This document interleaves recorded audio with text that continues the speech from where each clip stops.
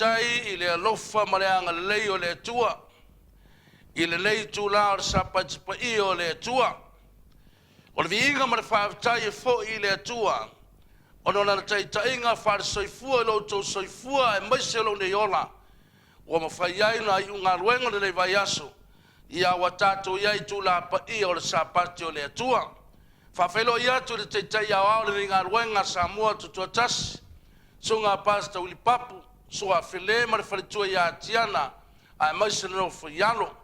Le paia foi o le komiti ao, le sunga le au tustusi pasta a feta masipau ma le whalitua, sunga pasta ata ma le whalitua, ia vi ia le alofa ma le anga le leo le atua, o nona teitai ma le pule whaare soifua lo to soifua e masioni ola, whai o tātou au lia mai le lei tūlar Sapati o le atua, fa talofa tu foi lau faingalo pa ia le atua talofa lava ai fa tore fa Faafeiloaiga Samoa i se o tonu e pele i lo loto tupu matamali pono o se o tatu tonu fa le tua matausi o fe lava le tafa o e fa fonga mai ai fa taro fatu swafa manu maloro tatu tamau le langi ia vi ia le atua i le leitula o le Faafeiloaiga Sapati o le atua fa tai lava le tula ne la tu fa fonga lo se vi ingo le tua mai tato o fai pese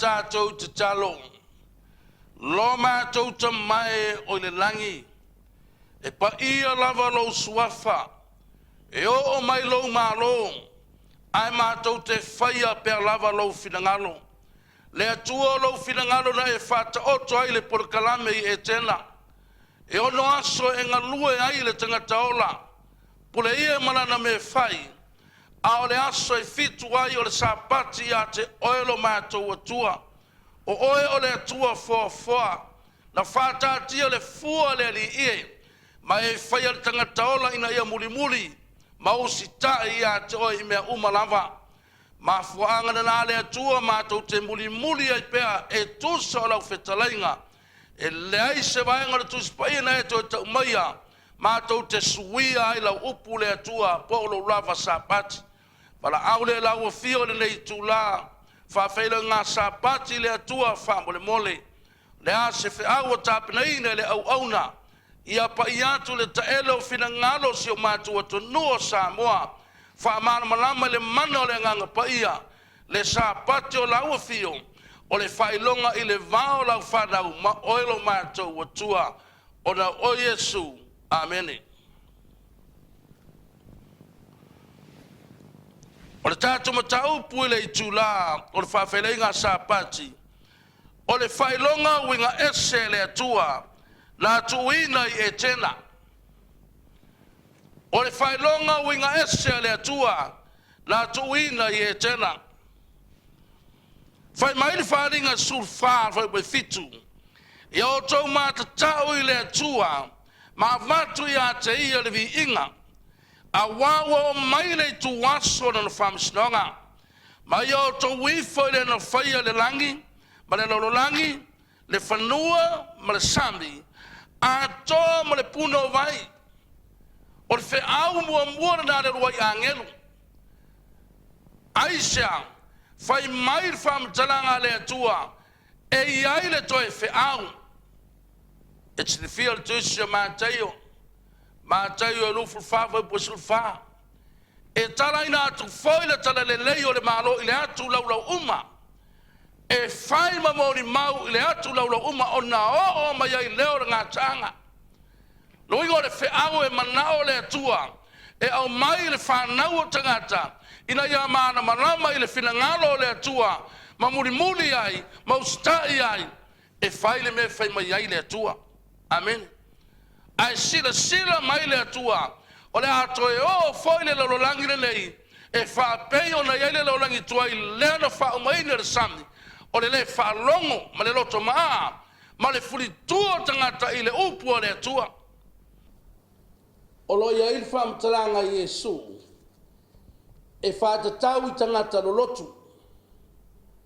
E vivi I le atua I le suafo Yesu. E la aunga le suafo Yesu. Fa malolo mai fai vavenga I le suafo Yesu. Ai o se mea o tau fai le tali Yesu. Fa fonga o le fa fonga ia lo fai tawina.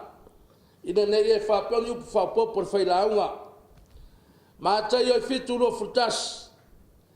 E le sao I le malo le langi I la to uma o e fai mai a tea. Leli ie. Na o le na te whaia le fina ngalo lo tamau le langi, whai una lo futas. Lua furulua. E toa tele la tau te whai mai a tau I le aso. Leli ie. Ma tau tele I perfetane ea I lo ingoa. O lo ingoa foi na ma tau tuli ai te moni. O lo ingoa foi na ma tau whai ai va venga I tele. Fa fonga fale le I le tali Yesu o se tali e sila na whanoa noa. Lua fultonu. O na o tau tina toi le ia te ila tou. O te leilo lava o tou. Ina o ese tuia o tou ia tea. O se mele manuia. Lo polonga I wala au I le tua ia so uma. Lo te inga ila I whatino le ngā ruenga le tua. Fai mai Yesu, e toa tele la tua mai a tau le aso mo fai mai. Lau mai me na tinga ina ai Yesu. Na mātou la aunga I lo fata fai tauranga. Tau lo suafa. Na mātou fai awa venga I lo suafa. Fa marolo mai lo suafa. Tuli te moni lo suafa. Yesu o lo suafa le se suafa. Na mātou fai ai me uma. Awa e whalongo I le tali Yesu.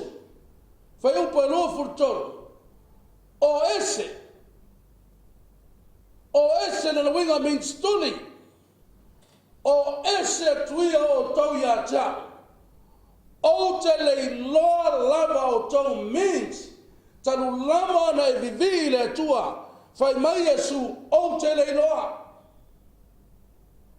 Ma whangana mai Yesu. Ai se atou te whai mai ai leli ie.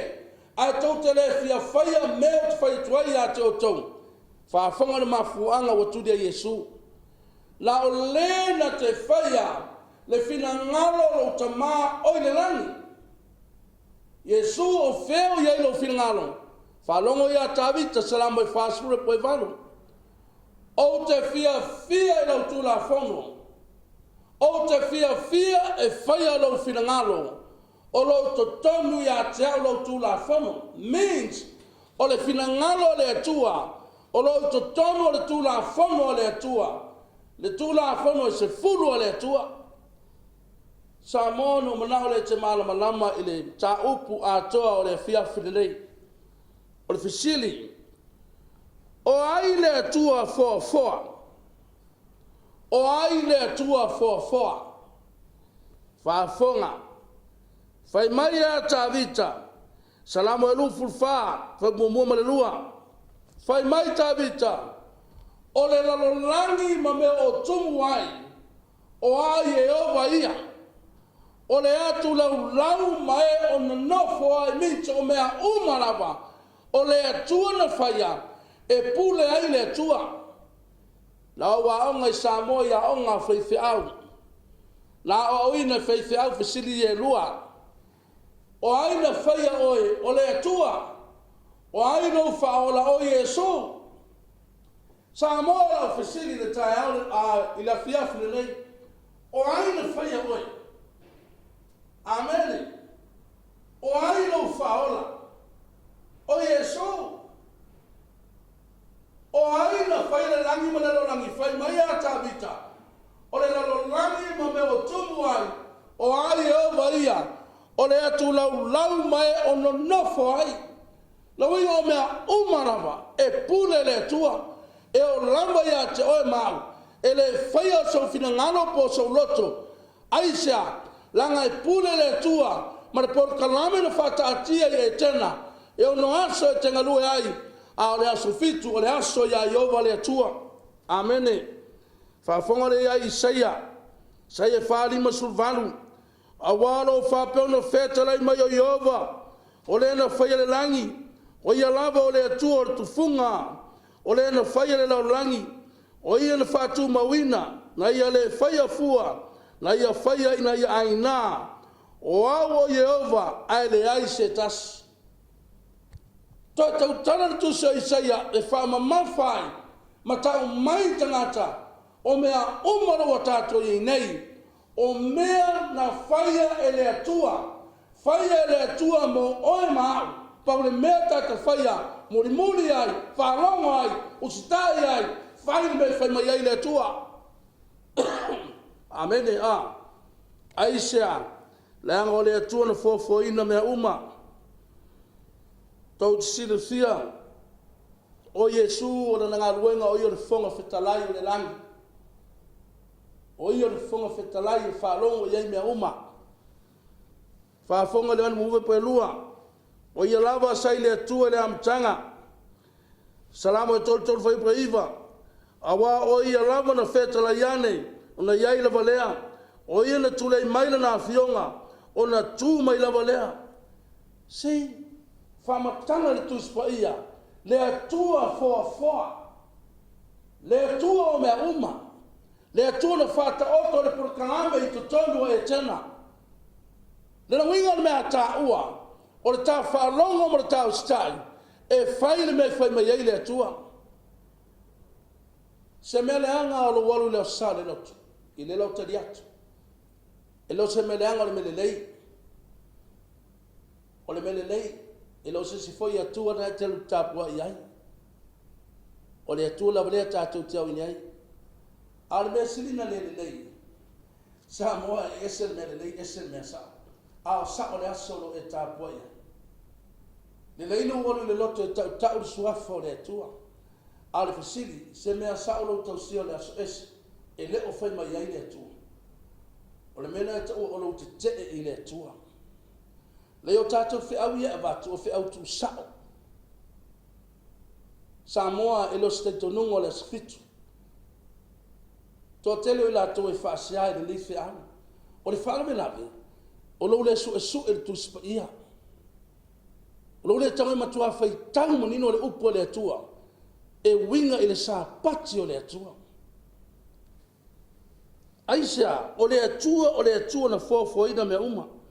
Whalonga la ili Yohane mosu wha. Waliu tino tangata le laukou. O le laukou le lauko sau mai o le upu. Waliu tino tangata le upu po Yesu Keriso. Mai sai le amatanga le laukou. O le atua o fwe laukou. Waliu tino tangata le laukou. O le upu a le atua. Le waliu tino tangata. Aisha. Ina ia mawhai le whanau a tangata. O na whalongo na siufonga, ma muri a te ia, ma whai le me whai mai ai le atua. to tira fiel por kalame le tule am tanga te mena fa fonga le kedese mo mua fa bo mua se fa yunga o le aso mua tu ese le tua le mana malama mo le po yuli lua tu ese le tua vai le langi ma vai lalo tolu tu ese le tua le matu tu mar sami fa le tua paneta la mar masina fetu lima manu felelei o le sami tani mo te tele ono manu vai fa me fitolofi manu tanga tola i vai nei ona o le por kana me le tua ele ke neselon ta ko mo se o fai munu ai olo le so fitu se yo tanga fai tawa tu ia tue le nga e tele o mana manama ile ama tanga fo fanga fa lo la so fitu fai mai la so fitu ua lava o na whaia o le langi ma le lololangi, a toa foi no me o iai. Whai perua, ua wha le atua le asufitu, lana ngā ruenga na whaia ia, o na malo loa i leo ia le asufitu, i lana ngā ruenga na whaia ia.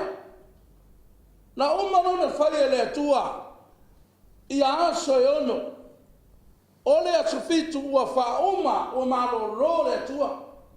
Paulawa le aso e se mai aso e ono vai aso. Le aso momoa le aso le ono upu nei whaonga. Sirisira atu le tu o le lei. O le afiafi ma le talo o aso. Amata le aso. Ao iwa whauma le tua. Whapa le tua. Whamanuia le tua. Whasae le tua. Se tanga taula na ngarue masori ai. Whasae le tua. Ile manao ai le tua. Whafonga le mareko. Mare kololo fufitu, tamna chisile yai. Fai maile tua, ua Yesu, ua faile sapati mole tangata, awale faile tangata mole sapati. Ua faile sapati mole tangata, ono aso e ngalue aile tangata, awale sapati e usitaile tangata e malo loa e malesu, ua faile sapati mole tangata, ai le faia tangata mo sapateisa ele o sapati tangata o tangata o le menkai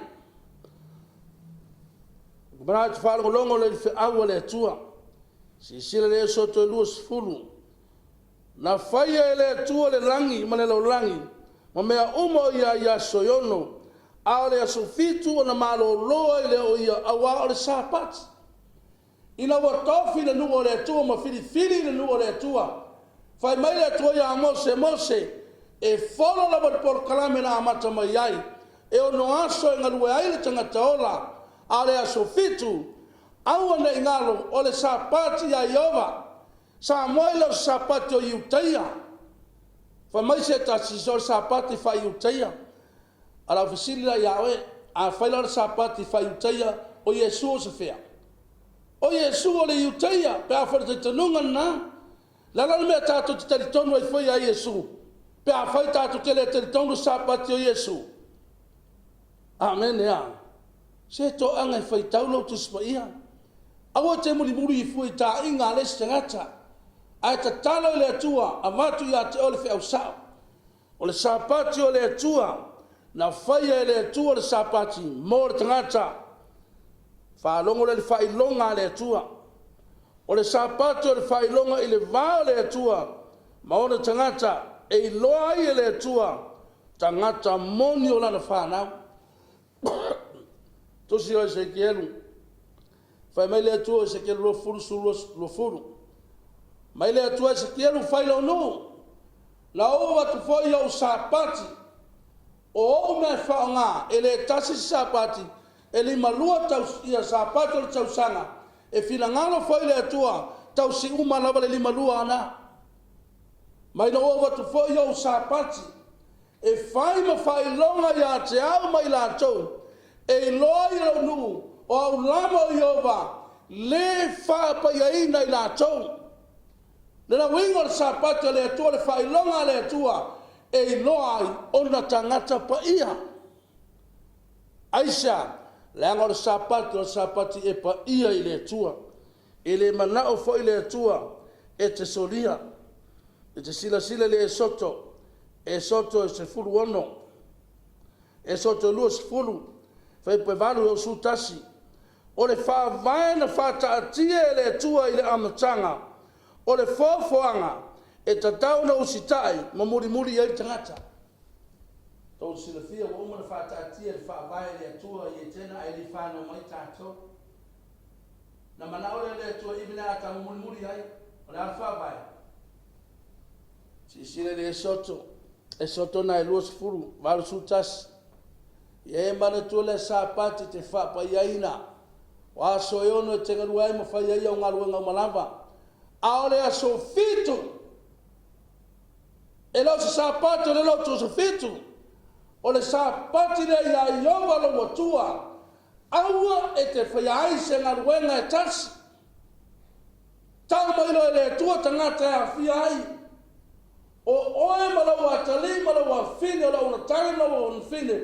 O au manu foi mana tangata ese o lo mauma oe. Luga e whāsu ono. O le māsani e Yesu, o le urufale i le sunako i le Sapati, e tū i lunga i whaitau. Whai mai se tasi tangata e, ia te a. Ia langa e o ia Yesu na te le tausia, uso. E ia le māsani e Yesu. O le māsani e Yesu, o le urufale i le sunako po le falsa, e tū i lunga e au tangata, ina ia whaalongo ma muri muri ia te ia, whai ale whina ngalo le atua. Amen. O tā ua na, whaafonga leang. O le Sapati o se whitungu, o lo i le whatu o le tūla whono, tau te silifia. E o lawa le tūla whono o le atua, o le whatu a tō o le Sapati o le atua. Te nai te mana malama le iai. Whaafonga le i le tūse Yoromia. Aua nei ave se avenga, pe whaise ngā luenga, i le nu o le atua, i le pā i o Salema. E tālo le taimo o Sapati, e sā le euro whale ma se avenga te tano. Sā, pe te whaiaise ngā luenga tasi. Tau sila fia paulo le tūla whono na alau de le atolo na nuku e tau, ai le tangata solia Sapati i maa i oti ai. Te whai tau le tusi o numera. Ma wai le tala na tangata whawhi tauli, e vivi i le nuku o le atua, e aru whai whiwhie. Ta umai leo sau leo mose mai mose leo ngai sau tūla whono, e se ia fio mai e o vātai au. Nana fio mai labo le atu mai ave tō ngala wapitau ai i oti ai. O lo solia o Sapati o le atua, e ta ua le atua lo soli ma le wha mawalunga. I le tuso e se kielu matau po lofu lufa po lofu luono fai tau fai lala. Fai mai le atua wa mafua o na leanga mea pa ia o au fai tau langa. Mai au fai tau langa wa na tu lelona ese mea pa ia ma le mea le pa ia. O mea leanga, lelo le ese o mea leanga ma me mama. Wa palu fatasi. Wa mai le tala le leia le atua. A mai ma le te tonunga o tangata wa palu fatasi. O na whai mailo Yesu, wali liu ese o lātou mata i o Sapati, ma wa soriawa i lātou, o i lava solia le Sapati o le atua, awa nei ngalu o matua tau tino le tuspa ia, lofo ma soli le atua. Samoa e leo ni upu mili mili, o upu tau tino, e manao le atua e wharoina se watonua Samoa, i le langi ma le ola e whavau, ta tau leo fai tau langa le atua, tau sao le memoni, tau sao le upu o lo fai mai eitu spaia, so ia tātou te liliua fionga le atua. Le manao ai le atua, le fia feola Samoa. Iei se tasi au aonga lo whanongolongo pe iai. Lau tangi le se na aonga no whanongo ai. Whamei le te tonu suafo iovo, il mafuanga le te tonu ai. Na Siitia le lausunga mau o Sapati o le atua, nai te mana manama. Au te oforo fisuia i o le upo o le atua. Na o whaanongolongo marito ai le te taife tau i au mau. A le whaanongolongo si o tātou tonu o Samoa. Le fia feola. Fia mana manama i le whilangan moni o le atua. La whainga luenga le atua. E le upo Samoa i le au i lau kua atama whainga. Ai lau nga sao le melo whaima i le atua. Aisa ina ia mana manama si o tātou nu, o ese mai le angasara, ai talia le mea whai mai ele atua. O le anu masani la apostolo o Paulo. O le masani Yesu le ufale sunako Sapati. Se tatu wola ya Paulo. Ngā luenga sulfitu lua sulvaru. Ngā luenga sulfitu malfai puelua. O le masani e Paulo o le ufale le sunako. E fola le upu le atua. E tause Paulo le Sapati moni o le atua. E ofale e perus a ngā luenga sulvaru fai fa. O nana e whamatala men masani e Paulo. Ia whameni se lo tu sia Sapati o le atua i whenga ngafou. Mena o whea tō i se au te whaalongo i tangata. E o lawa i whenga ngafou o lo whamatala i le atua o lona Sapati. Aisea, langa e o lawa i le alo le atua le o mingar Sapati, na maro o lor Sapati.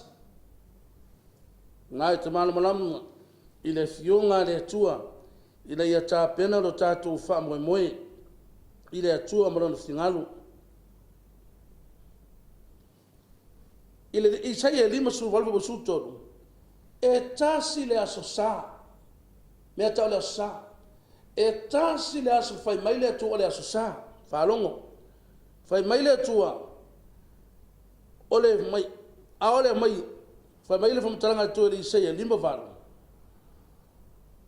Aua le liu eselo vailo Sapati. Aisha, le ango le aso ua sa ya Yehova.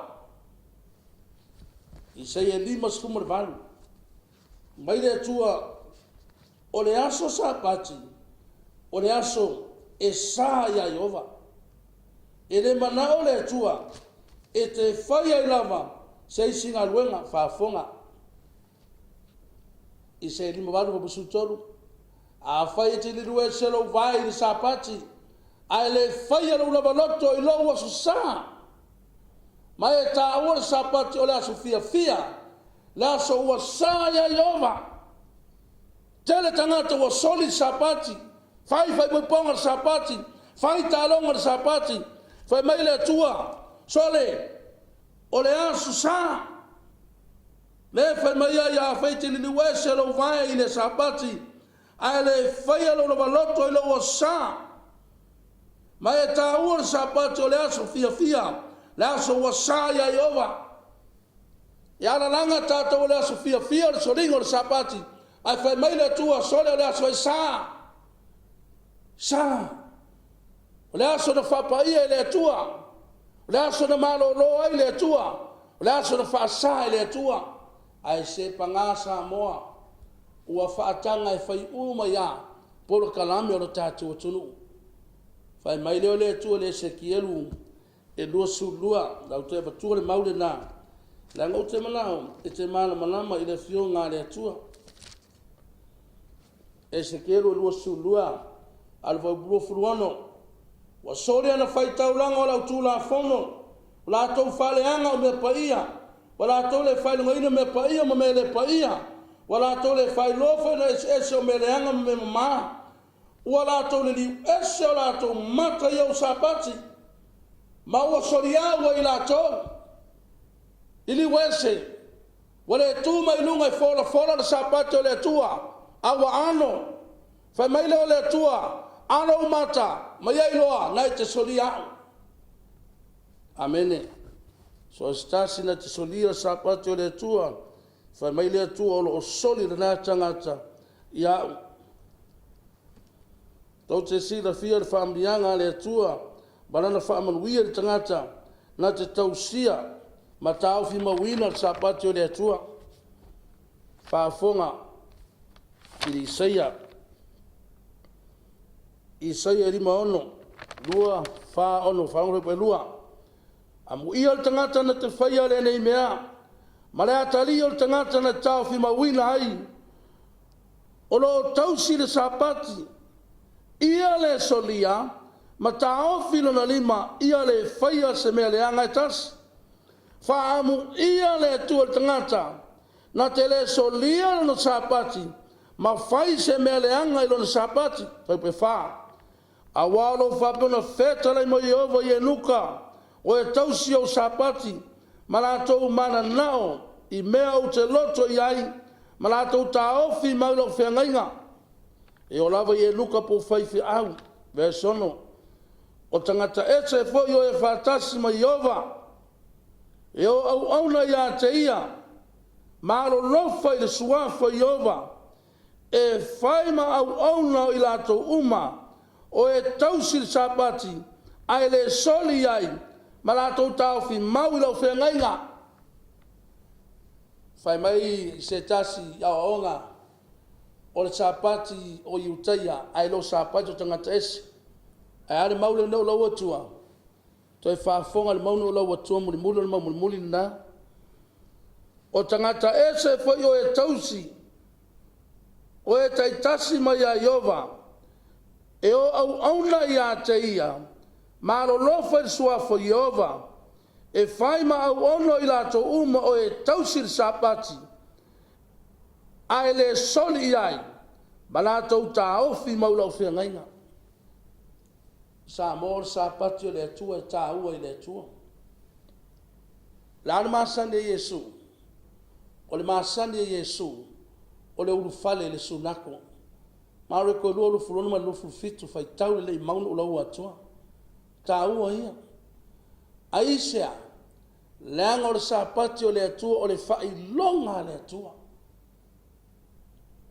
e umale le atu spai o fa matala mai le atua na Sapati fa mai se onga mai a sauno mai ai ni upu fa sausili le atua na peile e te ata faftai le alofo le atua mai saunoa o le atua le tauna malolo ai vai fo ele alofo le atua le tangata na fai le atua le example langa e te tauna e malolo anga se atua fo le mana ia le ise malolo ngar tangata e mui tangata wale mau se malolo ono le atua le tu sa mar tangata a le atua matuata utino tu spaia wa fa uma le atua wale se me to fai le atua ono malolo le ya e oi sa no tu la fa in fa pena mone sa no swafa le atua e pa ia le atua e mamalu le atua tasi le atua tasi le pule na o le atua soifua tasia le atua tonu persona le atua tama le atua lalo le atua langang pa ia le atua le lo tatu au ono matapua ia e tasia no na Sabbath lalmea satani mo fai tau mo fai satani e sui e te fiu lava e tanu tanga tauti e susu e fulava ia o le tanga tauti amen Samoa si o tonu e whamaruru atu. Le asau whaafonga i le whiau. O le whiau alofa. O le saununinga o le Sapati o le fiafi o le Aspraili. E te moro tusi o Luga. E tusi o Luga. O lo whamatala mai e le saununinga. A o tautau Yesu i le sataro. La vai to le tangata le o Iosefa le Arimatea. Wala te le taimi o le Sapati. O na ia ruatu le mawhaanoi le tino Yesu. E tatau na tu mai lalo Yesu. Se i tu le tunga mau a o le io o le Sapati. Sa iai matina o Maria ma Maria. Na ta pena me manongi ana lata o le Sapati o le la tau fali. E le whaingata ia Yesu na toi tu mai i le Sapati. Ai na manao le Yesu e tausi le Sapati le tunga mau. Aisha, langa le porokalame e malolo. Ale na malolo Yesu. E le io fo itina e pele Yesu itina ai le io soli le Sapati le tu. Na whaatali se i umar Sapati o na o lea. Tu se luka mo tu se mātai. Pa mai ina ua tā whaata. O le rua yaso. Ua ma vaere Sapati tā whaata o le rua yaso. O le vai Sapati. Whaata a oitina e asi Yesu. Le aso le sauniuninga le Aspraili. Fo ile la ilo no fuanga. Faafeiloaiga Sapati o le atua. Aso atoa ile fiafi le sia fiafi. Fato a umar Sapati o le atua. Samoa malau whaafonga le nei tulata iau. whamangalo le awauna, a le upo le alofa, ta watu ia te o tau malele fefe malele alo, aisea, ina ia maana malama Samoa si o tono, ile mea leanga ua whaia le ti Apollo, ua pele a tātou loto i o tātou loto. Ale aso e fio mai a Yesu, ele vala awina ni loto, e vala aua oe vala aua, le ona le ia ma le whamaoni, whamaoni lo tiu te whamaoni le upo le atua, whai mairo le au auna le lei ma le whamaoni. Wa o tofia Yesu, wa o tofia nei oe, e te pule I me tele. E te leto e au, ale a vea oe matai. Sa moe pio no ta watu, o le tāu o le Sapati o le atua. Ina ia maua so wa manoa I te whalongo ai, ma ia o ngā le fe au le nei tai e tā pena ai oe I le langi ma le ola I whaavau. O no aso e tenga lue, a le aso fitu ina ua fo I le lao le fiafi o le asfaili le asa o sauniuni. Taimi lai amatai le Sapati le atua. Ia whamuri a tele le atua, o na o Yesu, amene. Lo mai tauta mai o le langi. O umarwa e ngā lau au na, ai tu nātu le mana o le anganga pa ia. Pa ia tu le tae leo fina ngalo o wha moe mosi ma tonu o Samoa le nei fi au. Na ia lātou loa, le atua o le fuafuanga, le atua o mea uma, le atua na whaia mea uma lava. Ia vi ia lo suafa e whaavau lava. Amen.